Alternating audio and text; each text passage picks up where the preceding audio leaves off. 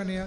I prayed with him Ug nag-ampo siya kuyog that kaniya. God would help him to walk with Jesus. Nga ang Ginoo mutabang kaniya nga siya maglakaw kuyog ni Jesus. I've never heard from him again, but I believe Wa na siya kadungog usab niya, pero siya nga tuo that he really did follow nga Jesus. siya tinudanay gayon ni sunod kang Jesus. You see, there can be no more blessings in a life full of bitterness and unforgiveness. Wa gyud panalangin maabot sa imong kinabuhi kung ang imong kasing-kasing puno sa kapaitan ug sa kaligotgot ug dili ka kapasaylo sa I give the imong glory to Jesus gihatag niyang himaya tanan ni Jesus. that he gave me enough strength, Nga gitagaan niya siya og igong kusog. enough knowledge of his word and his will, Gitagaan siya igo nga pagsabot nga sa iyang kabubuton ug siya enough of pamaagi. his love Igo sa iyang gugma. to care more about that lost young man Na siya than my own magatagad. feelings. Nga siya magatagad sa usa ka tawo nga batan-on nga nawala kay siyang kaugalingong mga pagbati. You want victory in your life? Mao ni usa ka kadaugan siyang kinabuhi. Follow the instructions in the book. Sunda ang mga mensahe, mga mando sa pulong sa Dios. Anyhow, here's Brother Len. Anya karon ni Anas Brother Len, And God did miracles. ang Ginoo nagabuhat mga milagro. 3 weeks before my husband died, Tulo ka semana usa namatay ang bana. I had a Christian friend Doon na siya usa ka Kristohanon nga higala, who was selling insurance. maligyag insurance. This guy is a life insurance salesman, if anybody needs any. Dili ako na maligyan niya insurance. For the pure life very Pure good Life. company, okay? This lady kept on calling me and calling me. I said, you know, we live by faith. I don't know about life insurance. Kaning bayana nagsig tawag niya, nya ingon siya wa mo koy kibawa na ni life insurance. But she calls so much, so I finally asked my husband, should I buy it? It's not expensive. Pero sige gihapog tawag ning bayhana, mantod pa nabot ng panahon na ingon na sinangutana si siyang bana, He di pa said- man kay ni mahal, pwede ba ko mopalit sa insurance? He said, just buy a small policy on me. Ug niingon niyang bana nga ako lay insure, gamay lang bisan gamay lang. That was 3 weeks before he died. Tulo ni ka semana usa siya namatay. And after he died, I had the money. I only paid $13 and I had the money to come here to start being a missionary. Ug nagbayad lang sila to kabuan, $13 siya nabayaran ug kuman ato. Yes. Nakadawat siya insurance dako mao ning padala niya nga mahimo siyang missionary ang anis Pilipinas. God sent us. Ang Ginoo And nagpadala God provided Ang his Ginoo way. naghatag og Yes. nagtagbo siyang Yes. kinahanglanon. I tell you the amount. We don't have it anymore because we used it all for giving. But we still have money because God provides every day. Nahurot na to maong nadawat na sa insurance kay daghan man siya kay ministry nga panghatag pero But bisan gani karon ang Ginoo ra gapoy nagtagbo sa tanan lang kinahanglanon. I paid $13.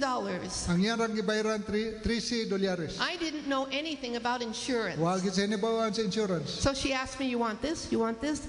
O, I don't know. She said, how about double indemnity? I said, okay, whatever that is, I'll get it. Nayutan na siya sa iyang ahente sa insurance kani ganahan That wa means if magkasabot. there's an accident or a strange death, you collect double. Double indemnity lang. O, sige, murag may man na double so bot sa bot nga kung matay ka aksidente doble ang imong madawat sa insurance. Should I tell them how much? I don't know, it's up to you. I don't know. They might think I'm real rich. But I tell them we use it for missions. Nahurot na I sa collected mission. $70,000. Nakakolekta siya $70,000. Does God have a plan? Ang Ginoo ba doon ay plano? But before I married him, Pero usa siya na minyo I fasted for 21 days on liquids. On liquids. Nagpuasa siya sa Drank 21 ka adlaw. sometimes Nagtubig juice. ra yang inom, Diyos usay ra yang imnon. And I had lost weight, so I looked guapo. Og ni daot siya mo na medyo ni slim siya, murag gigwapa siya. And I'm saying, God, are you sure I'm supposed to marry him?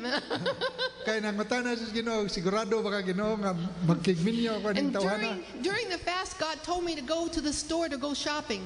O gani sa panahon nga nagpuasa siya, Yeah. gibati niya gitawag siya sa Ginoo paadto sa usa ka tindahan para pag-shop. I said, shopping. I thought you didn't want me to go shopping, God.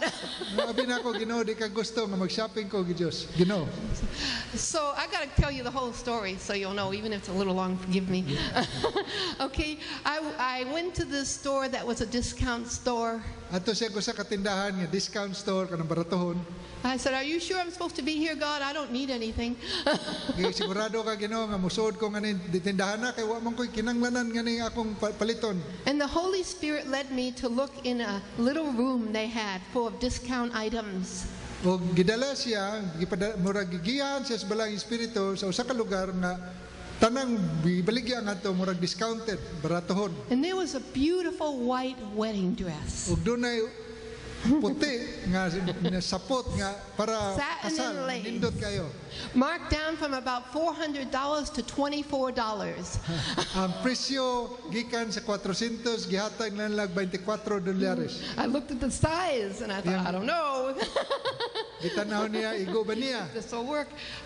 The Holy Spirit spoke to me gently, go try it on. O giingnan siya na sa balang espiritu, isukod ko no sa I tried it on, and what do you know? It fit exactly. o And pagsuway I niya knew sulog, sakto that I yun. was supposed to buy it. O giyang gipalit kini.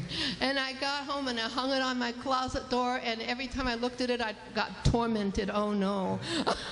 Iyang gipalit, iyang gibutang sa hanger o kada kita niya ingon I guess I'm supposed to marry the man. ingon siya basin mura na gyud siguro ning And he mo na kept ni, on magminyo telling na me, ko. I want to marry you. Og si Brother Len ingon nga sige kanunay nga gusto ko mikigminyo nimo. I said, but I've got to go to the Philippines. Pero kinanglan mo ko nitubag niya nga pero moadto mo kog Pilipinas. Now, talk about a miracle. Gisgo tag milagro. I'm 44 years old. 44 anyo siya. He is a single eligible man Siya usa ka ulitaw nga wa pa ning who wants to may- give up everything in America and come to the Philippines and marry me. nga gusto niyang biyaan ang tanan sa Amerika aron mukuyog sa Pilipinas aron makigminyo kaniya. Does God have a plan? Do na ba'y plano ang Ginoo? Yeah, I went through a lot of pain. Bisan pa atong panahon na dakog kasakit yan na agihan. But at the end, God was right. Pero sa katapusan ang Ginoo sakto And gyud. God healed the pain. Ug ang Ginoo nag-ayo ra sa kasakit. And God healed the pain. Ang Ginoo nag-ayo sa iyang kasakit. The Bible says weeping may endure for the night, but joy comes in the morning. Ang Biblia Thank nagasulti you, Lord. nga ang paghilak kutobras kagabion pero pinikabot sa adlaw moabot ang kalipay. And there was a retreat house that Brother Leonard sent me a card and told me to go there when I was grieving, and I did that. Ug dihay dunay usa ka retreat house giingnan siya ni Brother Len nga adtong ngadto kay And datong panahon nga naggubot pa iyang pagbati.